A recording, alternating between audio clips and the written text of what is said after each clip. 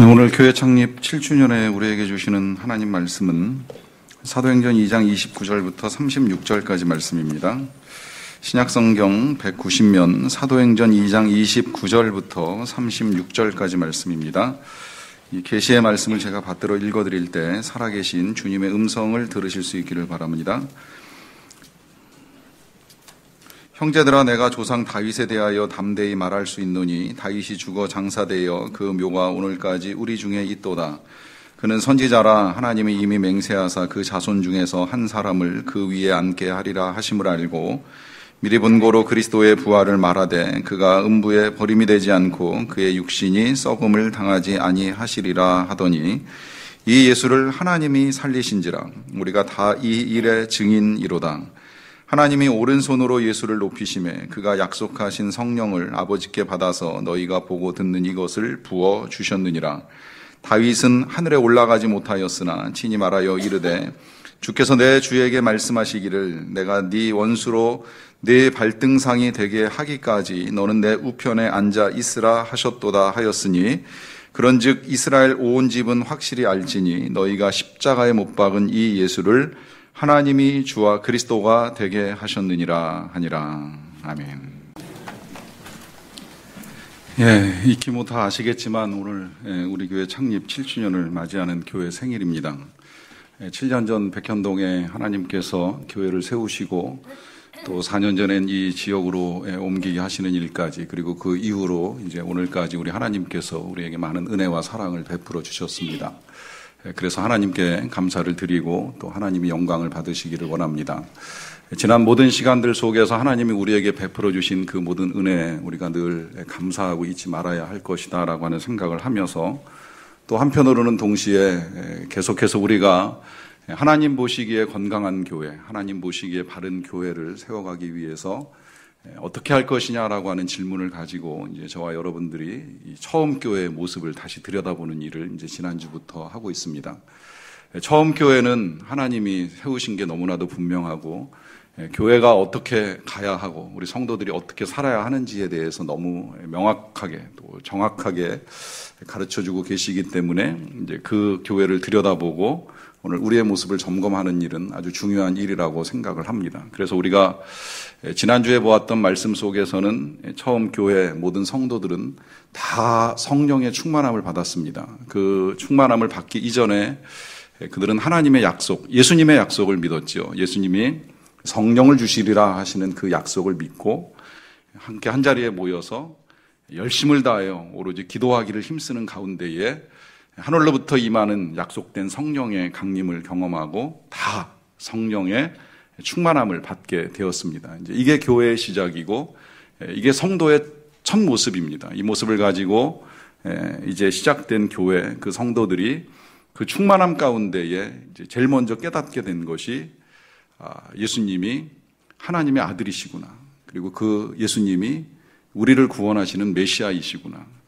예수님을 믿을 때야 진짜 우리에게 썩지 않고 죽지 않는 영원한 생명이 주어지고 이 예수님만이 우리에게 진정한 하나님의 나라를 주실 수 있는 분이구나라고 하는 확신을 가지게 됩니다. 근데 이 확신을 가지게 되면 이제 세상이 제대로 보이기 시작을 하는 거예요. 지난주에도 잠깐 말씀드렸지만 성령 받기 전에는 보이는 것만 봅니다. 보이는 게 다라고 생각합니다. 오늘날 많은 사람들이 자꾸 보이는 것에 집착합니다. 내가 얼만큼 가졌나, 얼만큼 예쁜가, 잘생겼나, 얼만큼 멋있나, 눈에 보이는 게 전부라고 생각하고 여기에 인생을 올인하고 살아가는 사람들이 적지 않습니다. 참 안타까운 일인데 진짜 성령 받으면 안 보이는 걸 보기 시작을 하는 겁니다. 하나님이 계신 것도 알게 되고 하나님이 예비하신 천국도 볼 수 있고 그 천국에 들어갈 수 있도록 우리에게 보내주신 예수님이 계신 것도 알게 되고 그 예수님을 믿는 것이 이 세상에서 가장 중요한 일, 어떤 일보다 중요한 일, 정말 어떤 것과 비교할 수 없을 만큼 가장 중요한 일이라고 하는 사실을 깨닫게 되기 때문에 그때부터 삶이 달라지는 거예요. 한순간에 달라집니다. 그 달라진 제자들이 그 사실을 알고 보고 깨닫고 나서 하게 된 일이 이 귀한 생명, 예수님으로 말미암아 우리 안에 이 생명 주어졌는데 이거 우리만 가지고 있을 수는 없지 않겠는가 하는 생각을 가지고 그들이 바로 기도하던 장소에서 뛰쳐나와가지고 예루살렘 도시에 모여있는 사람들에게 주님을 전하기 시작을 합니다. 이걸 하나님의 큰일이라고 말씀하신 거예요. 이 하나님의 큰일이 다른 일이 아니라 예수가 우리 위해 죽고 예수님이 우리 위해 부활하셨다는 이 사실, 이 일을 전하기 위해서 그들이 이제 광장으로 나와서 말씀을 전했습니다. 그런데 전하는 말씀이 벌써 지금도 도대체 난 뭔 소리인지 모르겠다 이렇게 이제 생각하시는 분도 계실 것이고요. 또 그런데다가 당시에 모여있던 사람들이 각 지역 사람이다 보니까 하나님이 주신 성령을 통해서 이제 방언으로 말하기 시작을 했어요. 각 지역말로 전하기 시작을 했습니다. 그러니까 여기저기서 막 온갖 방언, 막 각 나라 언어들이 막 섞여 들리면서 사람들이 약간 혼란에 빠진 거예요. 그러다 보니까 그 말씀을 전하는 제자들을 향해서 쟤들 미친 거 아니야? 대낮부터 술 마신 거 아니야? 이제 이러면서 조롱하는 일이 일어났습니다. 그때에 그 모든 그리스도인들의 대표라고 할 수 있는 사도 베드로가 이제 앞에 서가지고 다른 11 사도와 함께 이 모든 상황들을 이제 정리하고 설명해 주는 작업을 합니다. 이렇게 시작이 돼요. 우리 술 취하지 않았다. 봐라, 지금이 시간이 오전 9시다. 오전 9시에 술 취할 사람이 있겠느냐. 사실 그렇잖아요. 아무리 낮술을 좋아해도 아침부터 술 마시는 사람은 없잖아요. 적어도 점심부터 술 마시는 게 일상이라고 할 수 있을지는 모르겠지만 아침부터 술 취해서 돌아다니는 사람이 없는 건 너무 분명한 거예요. 그러니까 우린 지금 술 취한 거 아니다. 우리가 지금 성령 받아서 이렇게 이 일을 하고 있는 것인데 이건 뭐 갑자기 또 일어난 일도 아니고 이미 하나님이 오래전에 말씀하시고 예언하시고 약속해 주신 일이다. 이 약속이 진짜 여러 선지자들을 통해서 미리 다 알려주신 거예요. 요엘 선지자뿐만 아니라 오늘 이제 그 사도행전에는 요엘 선지자에게 약속하셨지만 뭐 예레미야도 이 똑같은 말씀을 하시고 에스겔 선지자도 똑같은 말씀을 하시면서 마지막 때가 되면 하나님이 하나님의 영을 우리 각 사람에게 부어 주실 것이라고 그 영을 통해서 하나님을 믿게 되고 하나님을 알게 되고 하나님을 만나게 될 것이라고 하는 말씀을 이미 다 해주시고 나서 이제 그 성령이 기도하던 제자들에게 임하게 된 거예요. 그러니까 절대 술 취한 게 아니라라고 하면서 이제 계속해서 설명을 해나가는데 그 설명을 해나가는 과정을 사실은 좀 시간을 가지고 다 보면 좋으련만 이제 그렇게 보기는 오늘 좀 어려운 것 같고요. 그 가운데 한 부분만 읽고 나서 조금 더 설명을 드리겠습니다. 오늘 본문 가운데 32절, 33절 말씀 제가 다시 한번 받들어 읽어드리겠습니다. 이 예수를 하나님이 살리신지라 우리가 다 이 일의 증인이로다. 하나님이 오른손으로 예수를 높이심에 그가 약속하신 성령을 아버지께 받아서 너희가 보고 듣는 이것을 부어 주셨느니라. 자, 여기서 설명하고 있는 거예요. 예수님, 이 예수님, 십자가에 죽으신 예수님을 하나님이 살리셨다. 그리고 하나님이 높이셨다. 그러고 나서 그 예수님이 약속하신 성령을 하나님이 주신 것을 예수님이 받아서 우리에게 이렇게 나누어 주신 것이다 라고 하는 말씀을 하십니다. 그리고 그 성령을 받고 나서 보니까 우리가 이 일을 증거하지 않을 수가 없다. 그래서 우리가 다 이 일의 증인이다 라고 하는 말씀을 전하고 있는 것입니다. 여러분, 이것이 교회의 존재의 목적입니다. 우리가 다 이 일, 예수님이 살아나셨고 예수님이 하나님에 의하여 높임을 받으셨고 그 영광 가운데 높임 받으신 우리 예수님이 마지막 순간에 다시 이 땅에 임하실 것이라고 하는 이 사실에 대해서 우리가 다 증인으로 부름받고 나아가는 이것이 교회의 본질이요, 교회의 사명, 교회의 정체성입니다. 혹시 이 자리에 난 아직 잘 모르겠다, 난 정말 예수님이 그러셨는지를 잘 모르겠다라고 하는 마음이 아직 남아 계신 분들은 제발 제가 꼭 부탁드리고 싶은 건 다음 주 예배를 빠지지 마시기를 좀 부탁을 드립니다. 너무나 중요한 일이기 때문에, 여러분들 일생에 있어서 너무나 중요한 일이기 때문에 이 사실 꼭 아셔야 된다고 해서 이제 부탁을 드리는 것이고요. 만약에 그래도 나는 아직 예수님 믿는다, 나는 예수님이 그와 같은 일을 하셨다는 걸 정확하게 알고 있다라고 하시면 오늘 제가 전해드리는 말씀에 경청해 주시기를 다시 한번 부탁을 드립니다. 한번 여쭤보고 싶어요. 자, 분명히 성경은 교회 안에 있는 모든 성도들을 향해서 우리가 다 이 일의 증인이로다라고 하는 고백을 하고 있는데 정말 우리가 오늘 그 증인으로 살고 있느냐라고 하는 질문을 드리고 싶은 것입니다. 이 질문은 이렇게도 좀 다시 말씀을 드릴 수 있을 것 같아요. 자, 나는 그리스도인이라고 생각하는가? 아니라고 생각하는가? 여러분들 자신이 여러분들 스스로 나는 그리스도인이 맞아라고 생각을 하느냐, 아니면 난 아직 그리스도인이 아닌 것 같다라고 생각하느냐라고 하는 질문을 드리는 겁니다. 이 구분은 굉장히 중요합니다. 왜냐하면 여러분들 스스로가 예수님을 믿는 그리스도인이라고 하는 생각을 분명히 가지고 살아가신다면 여러분들은 증인으로 사셔야 됩니다. 그러나 난 아직 그리스도를 믿는 믿음이 없다라고 하시면 이제 그런 분들 다음 주에 오시라 하는 부탁을 드린 것이고요. 그리스도인은 증인입니다. 이걸 제가 자주 구분해서 설명드릴 때에 사용하는 표현으로는 우리가 사람을 나누는 기준, 교회와 성경이 사람을 나누는 기준은 딱 둘로 나누어진다 말씀을 드렸어요. 선교사냐, 선교지냐. 요즘은 이 이분법 되게 싫어하는 거 알고 있습니다. 어떻게 딱 둘로 나뉠 수 있느냐라고 하는 이런 반론도 굉장히 많은데요. 세상은 다양할 수 있다고 생각을 해요. 저도 다름을 인정합니다. 너무나 다양한 사람들이 살다 보니까 민주사회가 그 다양한 욕구들에 따라 이젠 대통령 후보도 5명, 15명 이렇게 나오는 시대가 되었고요. 세상은 정말 다양한 사람들이 섞여 사는 건 맞아요. 그러나 성경은 천국 갈 사람과 지옥 갈 사람 말고는 이야기하는 법이 없습니다. 딱 둘로 나뉘어지는 거예요. 천국 갈 것이냐, 지옥 갈 것이냐. 중간은 없습니다. 그리스도인은 천국 갑니다. 그리스도인이 아니라면 미안하지만 멸망할 수밖에 없습니다. 내가 천국 가는 것을 믿고 내가 예수님을 믿고 내가 하나님의 자녀라는 사실을 믿는다면 그리스도인이고요. 그 그리스도인들은 반드시 증인으로 살아야 됩니다. 그래서 예수 믿으면 선교사고 예수 안 믿으면 선교지라 하는 말씀을 드리는 거예요. 아직 예수님 모르니까 당연히 복음을 들어야 되고 복음을 들어야 되는 그 사람은 선교지에 머물러 계시는 거예요. 그래서 다음 주에 오시라고 말씀을 드리는 겁니다. 이 구분 참 중요합니다. 왜냐하면 예수를 믿고 나면 우리가 주님을 전하는 사명을 가지고 살아가는 것은 너무나도 분명해지기 때문입니다. 왜냐하면 이 예수님이 우리에게 주신 건 생명이거든요. 이 생명은 이제 일생을 살고 죽는 그런 생명이 아니에요. 영원한 생명입니다. 영원히 죽지 아니하는 생명입니다. 그 생명을 예수님이 우리에게 주셨다는 사실을 믿는 사람이 그리스도인인데요. 그 생명이 우리 안에 있다는 사실이 너무나도 분명하다면 절대 그 생명을 혼자 가지고 있을 수가 없어요.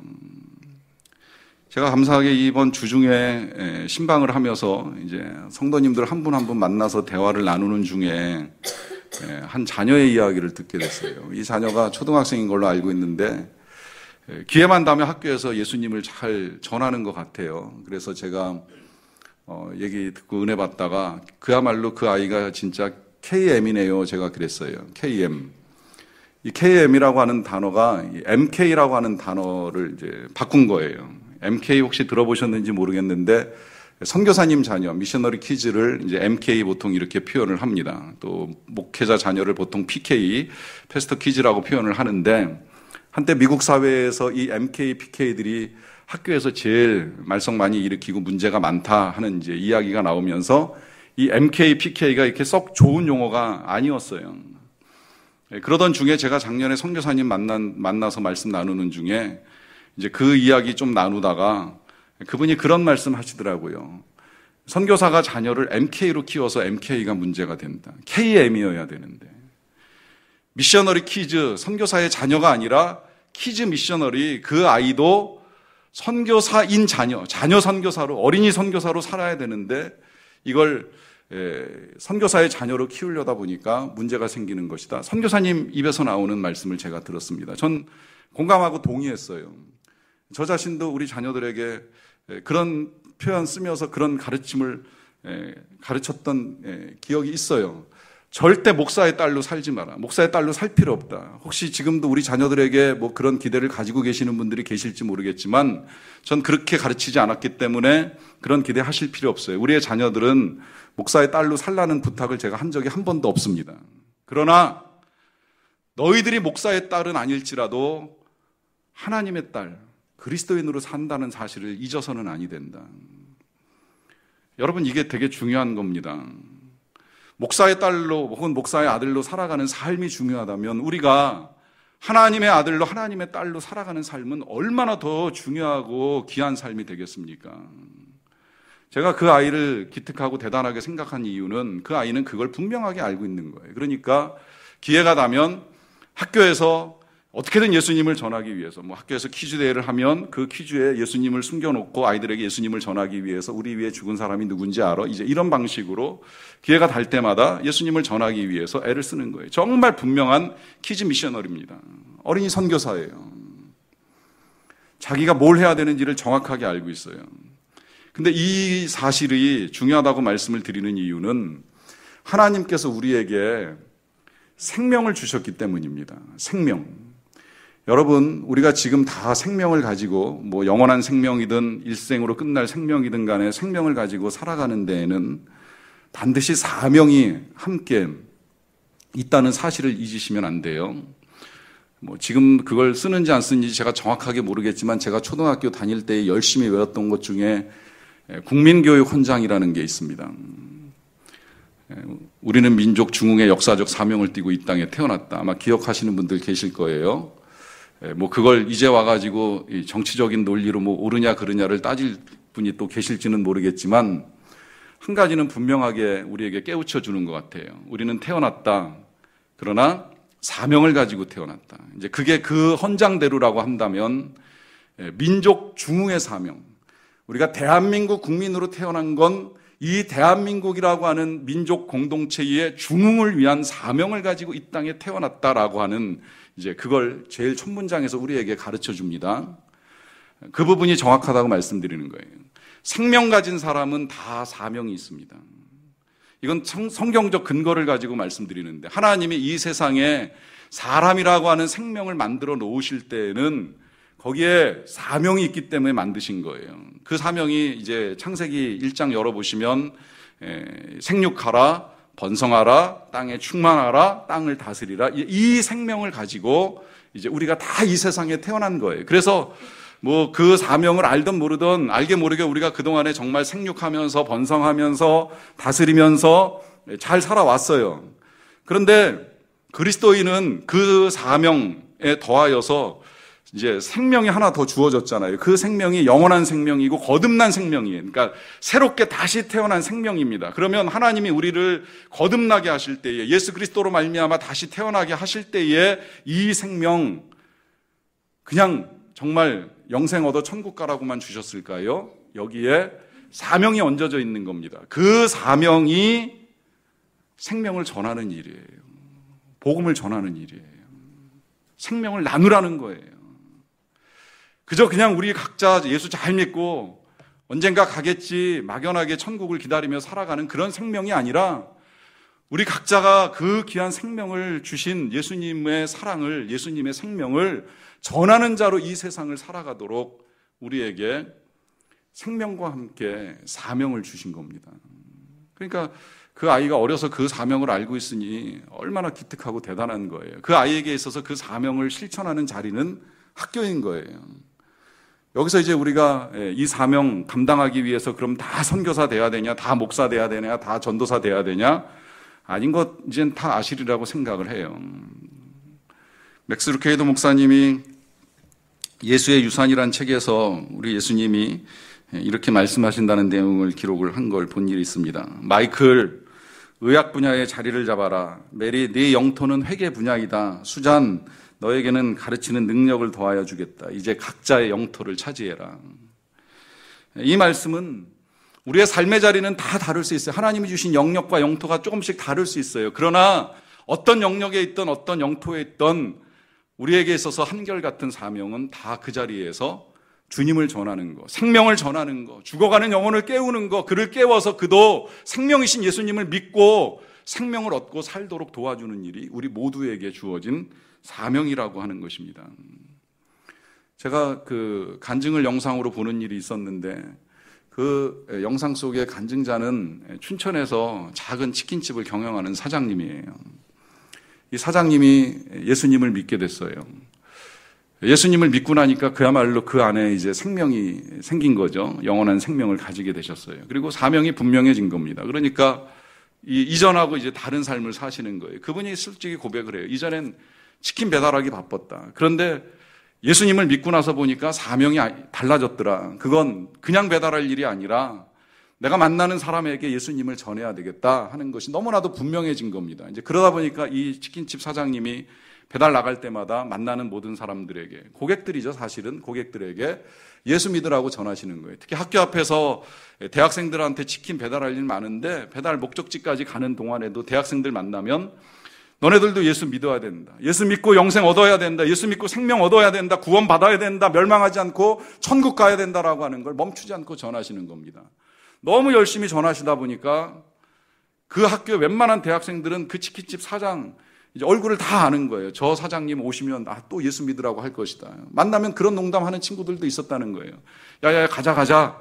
저분 또 우리한테 예수 믿으라고 할 것이 너무나도 분명해. 이러면서 피하기도 하고 아니면 그냥 만나서 농담도 하고 이제 할 정도로 친밀해졌다는 거예요.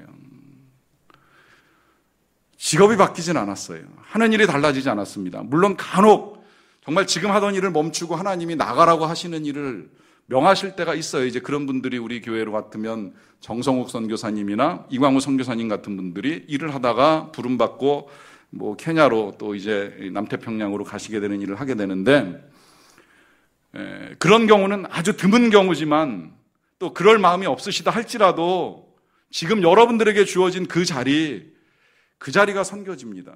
때로 여기 이 자리에 계신 분들 중에는 가족이 선교지인 분들도 계시는 걸 제가 알고 있어요. 지금 나는 여기 나와서 예배를 드리지만 아직 주님을 모르고 복음을 몰라서 정말 복음이 필요한 그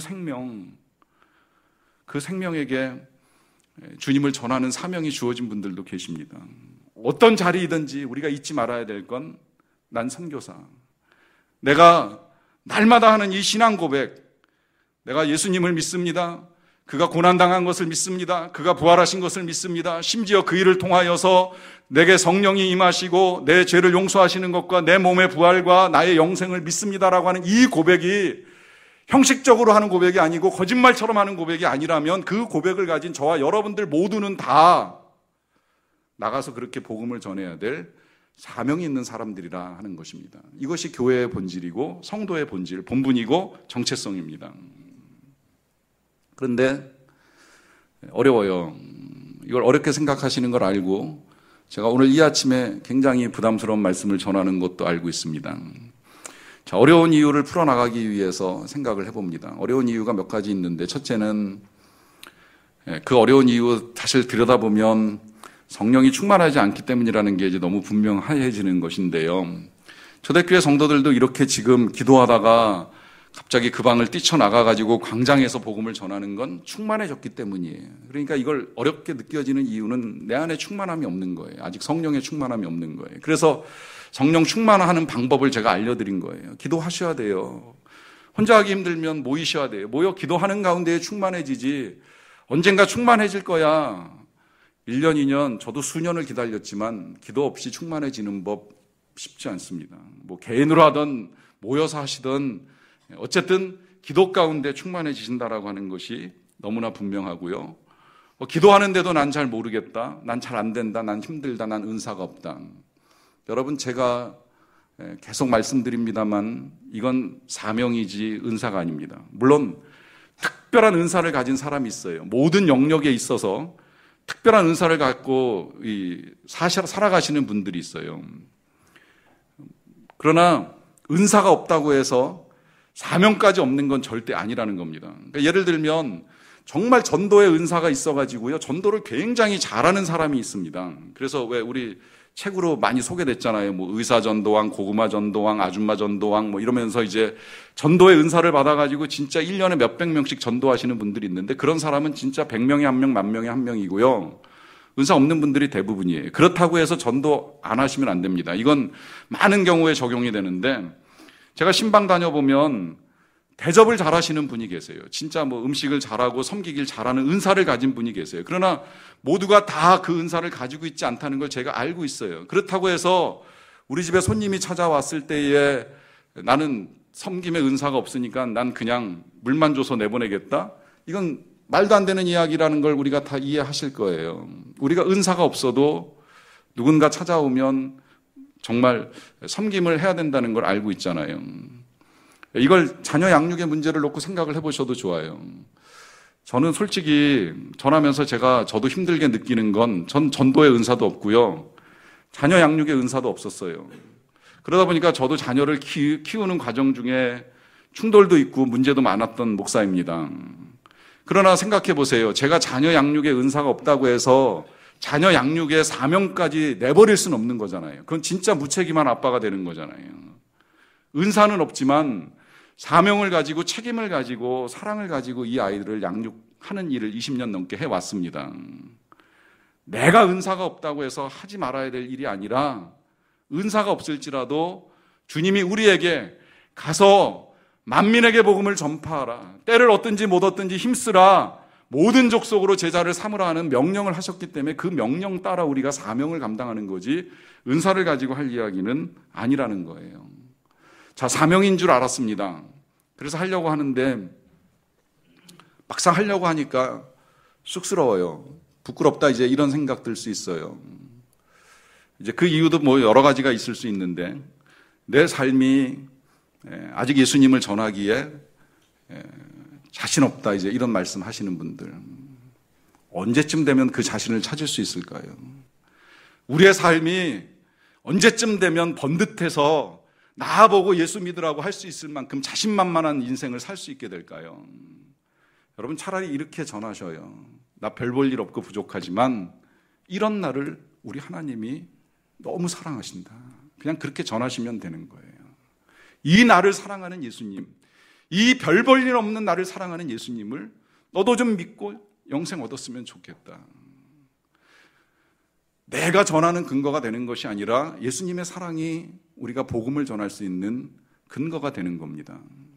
거기에 부끄럽다, 조롱받을까 봐 두렵다. 여러분 초대교회 성도들은요 조롱만 당한 것이 아니라 매도 맞았고 감옥도 들어갔어요. 우리가 더 잊지 말아야 될 건 내가 예수님 전하다가 조롱받을 것이 두려워서 내 입으로 한번 예수 믿으라고 자신 있게 말 못하는 이 나를 위해서 우리 예수님은 빨개 벗고 고난을 당하셨다는 거예요. 십자가에서 죽으셨다는 거예요.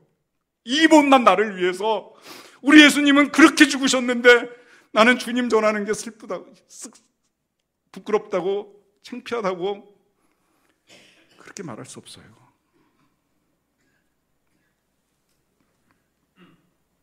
정말 주님이 나에게 생명을 주셨다는 사실이 분명하고 그 사실을 내가 믿는다는 믿음이 정확하다면 우리가 왜 예수님 때문에 조롱당하는 걸 두려워할 수 있겠습니까?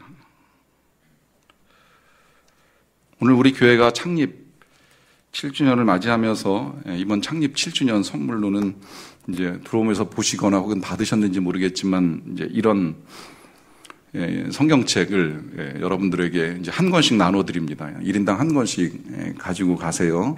뭐 종류가 5가지니까 보시기에 좋은 그림 이제 골라서 가져가시면 좋을 것 같아요. 혹시 받으셨는데 마음에 안 들면 겉표지가 마음에 안 들면 바꿔가셔도 전혀 상관은 없어요. 근데 이 성경책을 여러분들에게 선물로 드리는 건 이제 몇 가지 이유가 있어요. 첫째는 말씀을 읽으세요. 이거 참 들고 다니기 좋잖아요. 진짜 부담 없이 들고 다닐 수 있잖아요. 뭐 전화기보단 좀 무겁다고 느끼면 전화기로 성경 보시는 거 제가 권해드렸으니까 어떻게 해서든 좀 말씀을 보세요. 이 말씀 보는 게 처음에는 굉장히 지루하고 힘들 수 있어요. 그런데 제가 골프 치는 사람들 보니까 골프 배울 때 한 몇 개월 굉장히 지루하고 힘든 시간을 견디더라고요. 그러고 나서 이제 골프가 익숙해지면 막 필드에 못 나가가지고 막 어쩔 줄 몰라 하는 경우를 이제 보는 경우도 종종 있는데 그거랑 똑같다고 생각하시면 돼요. 처음에 성경 읽으면 골프 배우는 것처럼 딱딱하고 지루하고 굉장히 힘들어요. 그런데 진짜 말씀을 계속 읽어 나가다 보면 여기 진짜 생명의 꿀이 있어요. 얼마나 달고 오묘한지 몰라요. 그때부터 진짜 이 말씀을 통해서 우리가 또 성령 충만해지는 거예요. 기도와 함께 말씀 읽을 때에 성령으로 충만해지는 거예요. 그래서 열심히 읽으시라고 이제 이 성경책 여러분들한테 드리고요.